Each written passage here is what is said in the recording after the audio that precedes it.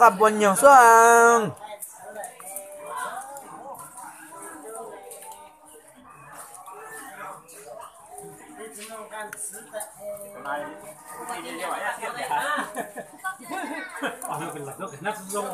cái giờ thì tâm đồng nhất giờ tâm đồng tỏ nè nó tạt xí rồi tỏ à mình chọn hết tỏ rồi đi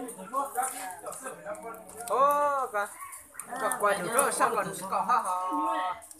Nó quẹt cho mà quẹt cái lao rồi. Quẹt trực tiếp một sao YouTube. Có cái giờ. Có mà nó có thể giờ thì khi mà chúng ta cá có ít khi có luôn thì có ít đó là ác trời.